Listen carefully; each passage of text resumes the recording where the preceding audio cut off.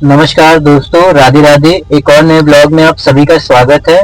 हम लोग हैं फिलहाल बनारस में और आज हम लोग कवर करने के लिए जा रहे हैं सारनाथ म्यूजियम। सारनाथ संग्रहालय भारतीय पुरातत्व सर्वेक्षण का प्राचीनतम स्थल संग्रहालय है।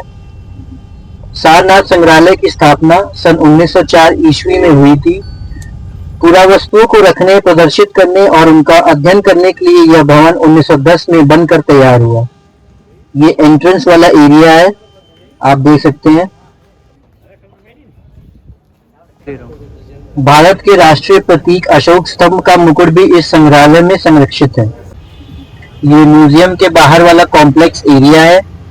जैसे ही आप इस गेट से एंटर करते हो, आपको अंदर एंट्रेंस के लिए एक टिकट लेना पड़ता है।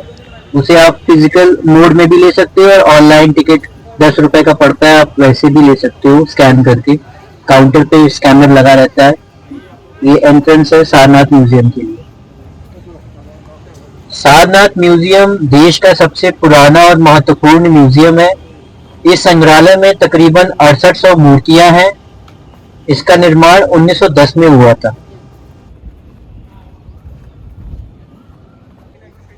सारनाथ म्यूजियम में 5 दीर्घाएं और 2 बरामदों में 3वीं शताब्दी ईसा पूर्व से लेकर 12वीं शताब्दी ईस्वी तक की प्राचीन वस्तुएं रखी गई हैं।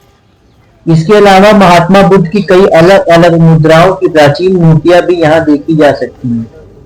इसमें कई मूर्तियां 4वीं शताब्दी और उसके आसपास की भी हैं। ये देवनागरी स्क्रिप्ट में आपको स्कल्पचर्स देखने को मिल सकते हैं।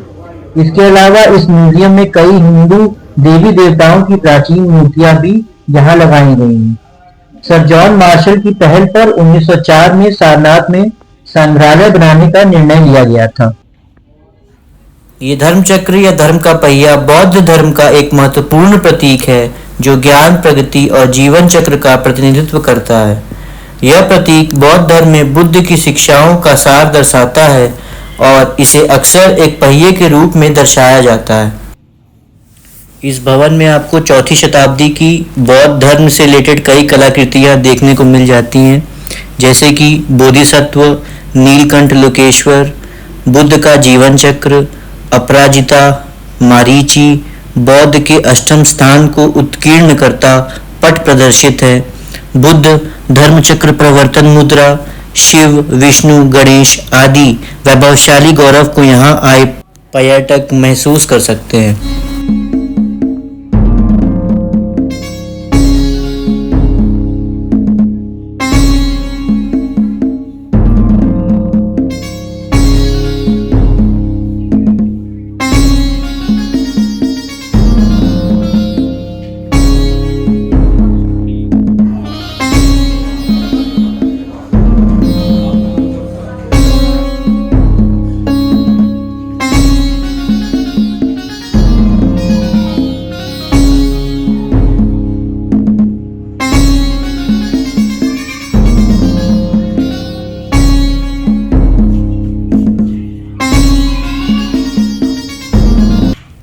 ये 4वीं शताब्दी के हथियार, बैंगल्स, चिजल, एक्सल और बाकी तमाम चीज़ें इस भवन में रखी गई हैं इस म्यूज़ियम के अंदर। इस गैलरी की खासियत ये है कि बीच बीच में आपको हिंदू धर्म तथा भारतीय समाज में जो मुख्य 3 भगवान ब्रह्मा, विष्णु, महेश हैं उनके बारे में जानकारी और हर प्रतिमा के आगे जानकारी दे रखी गई है, जैसा कि आप देख सकते हो।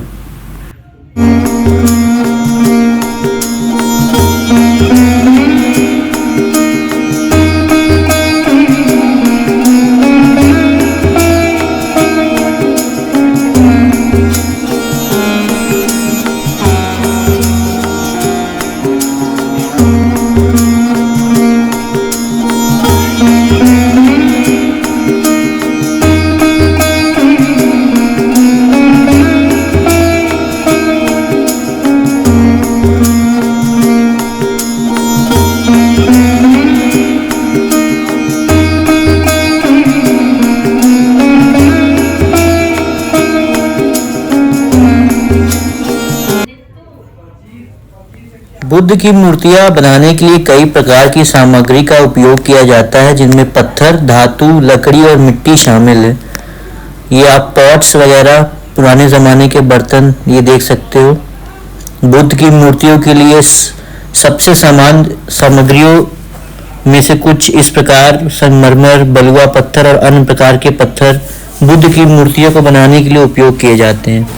धातु में पीतल, तांबा और कांस्य जैसी धातुओं का उपयोग बुद्ध की मूर्तियों को बनाने के लिए किया जाता है। इस भवन में आपको ध्यान मुद्रा में बुद्ध बैठे हुए मिल जाएंगे। यह मुद्रा ध्यान और एकाग्रता को दर्शाती है और ये अच्छे कानून पर ध्यान केंद्रित करने और आध्यात्मिक पूर्णता की प्राप्ति की ओर इशारा करती है।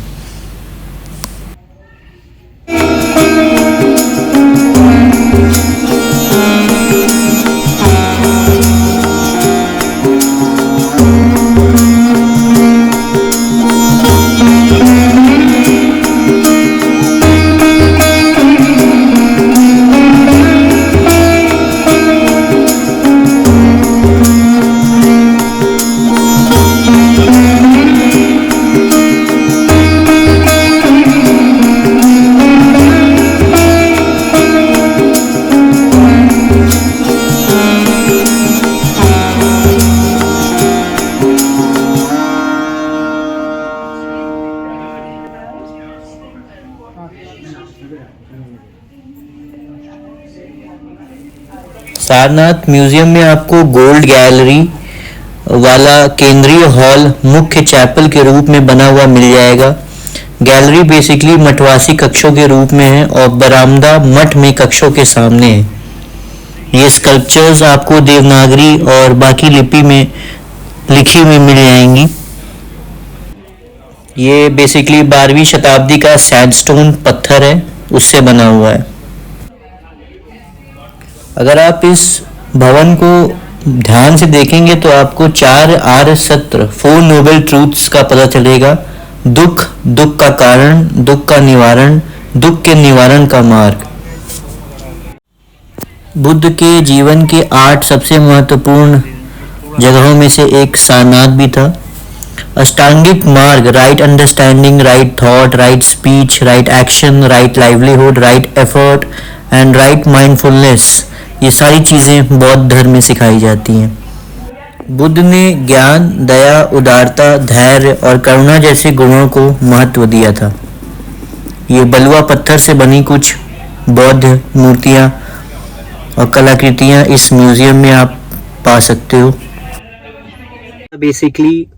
ये बेसिकली था सारनाथ म्यूजियम और उससे रिलेटेड हिस्ट्री और बाकी चीज़ों के बारे में। आशा करता हूँ आप सभी को मेरा ब्लॉग पसंद आया होगा। रोम विद ऋषभ यूट्यूब चैनल से जुड़ने के लिए आप सभी का शुक्रिया। विद टाइम चीज़ें और इम्प्रूव होंगी। आप अपना प्यार ऐसे ही बरसाते रहिए। चैनल को लाइक, शेयर, सब्सक्राइब करना ना भूलें। मिलते हैं आप सभी से अगले व्लॉग में। तब तक के लिए आप अपना खूब ख्याल रखिए। हर हर महादेव।